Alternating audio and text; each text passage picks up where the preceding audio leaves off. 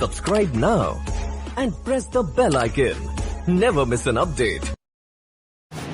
I am glad to be here this evening to join you to commemorate the memory of one of the greatest sons of India, Pandit Jawaharlal Nehru. He was a Colossus who strode across the world scene. Yesterday I had the occasion to speak at Bombay about some of his more valuable contributions to the promotion of science and technology. If Panditji were alive, he would be 90 today. On this solemn occasion, we should remind ourselves of what he thought and the values he cherished. He is relevant today as he was at any time in the past. If we can look far ahead into the future as he did, we shall never be lost. As to most others of my generation, he was a source of inspiration. It was largely because of his towering personality and transparent honesty of purpose that I joined the freedom movement as a young student. Later on in life, I followed his lead through the dark years of our struggle for freedom, and then when the light of independence dawned, participated in the deliberations of the Constituent Assembly, of which I was a member.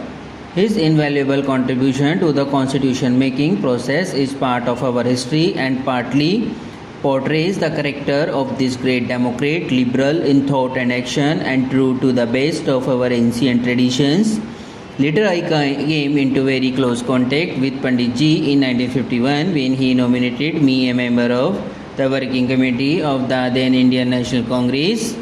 I had thus the privilege of growing up, so to speak, under this banner and to have imbibed some of his wide and far-seeing vision, his conception of the international community and his inborn liberalism. He and Gandhiji differed in temperament, attitudes and beliefs, yet not two men were with such close rapport and identity of purpose.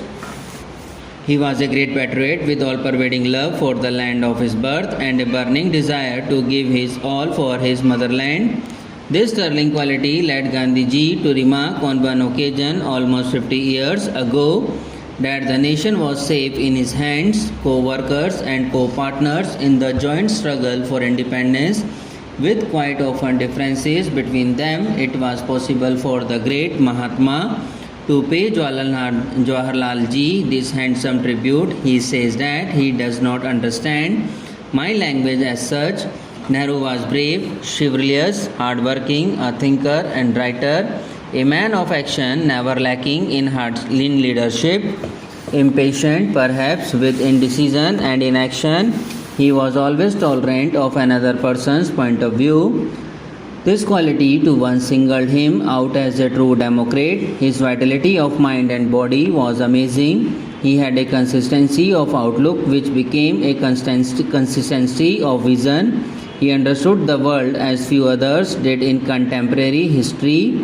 It was this rare combination of qualities which made him a fine instrument of historical forces, one of the finest knights of our times. In spite of the constraints imposed on him by an adoring people and the political party which he led, he achieved much. Looking back at his life, one wonders if anyone also could have done more or borne the heavy and complex cares of office for so many long years with such vitality and grace. 17 years is not perhaps a long time in the life of a nation. It is a very considerable part of a lifetime. He will be remembered by a grateful people for his dedicated work in the service of the country and its people, and the legendary vitality and endurance which he brought to bear on nation building activity. Jawaharlal Ji was a great democrat with an inborn respect for the dignity of the individual and of institutions. He welcomed criticism if it came in the right spirit and was free from malice. He was charitable to most people and kind to very many. What he did for the country as leader is a part of the historical process. What he was is common knowledge to everyone, but it is not the romance or heroism of his life which matters so much. Future generations will ask what he did when he was in power. what he did with his opportunities? The answer will surely be that he laid the foundations of our secularism, our democracy, our planning and development, and our foreign policy. It was Pandit Ji who steered the ship of state through perilous shoals and dangerous waters to safe harbor we are today. Without this superb helmsman, our ship of state would have foundered and been lost. Jawaharlal Ji was one of the foremost captains of our struggle for freedom, which he invested with historical sense and an international outlook. He taught us the interdependence of peace at home and peace abroad, the connection between our freedom struggle and the freedom struggles of other peoples.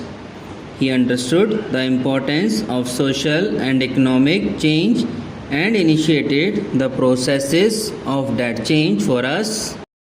I am glad to be here this evening to join you to commemorate the memory of one of the greatest sons of India, Pandit Jawaharlal Nehru.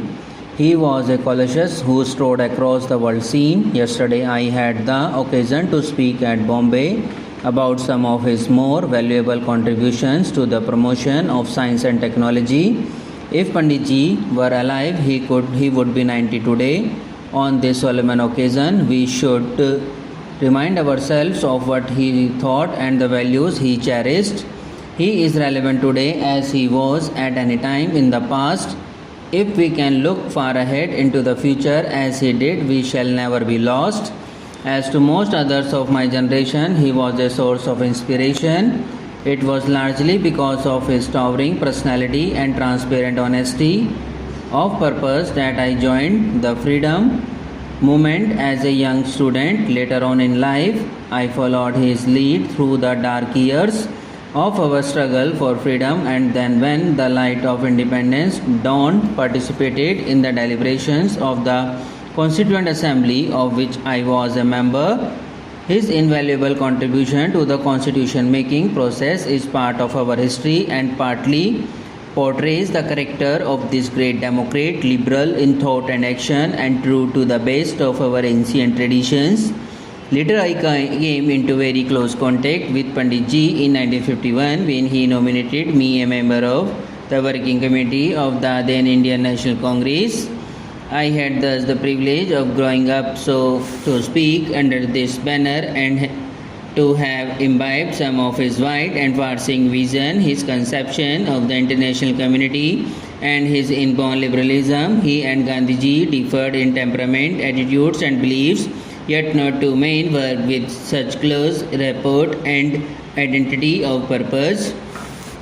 He was a great patriot with all-pervading love for the land of his birth and a burning desire to give his all for his motherland. This sterling quality led Gandhiji to remark on one occasion almost 50 years ago that the nation was safe in his hands, co-workers and co-partners in the joint struggle for independence.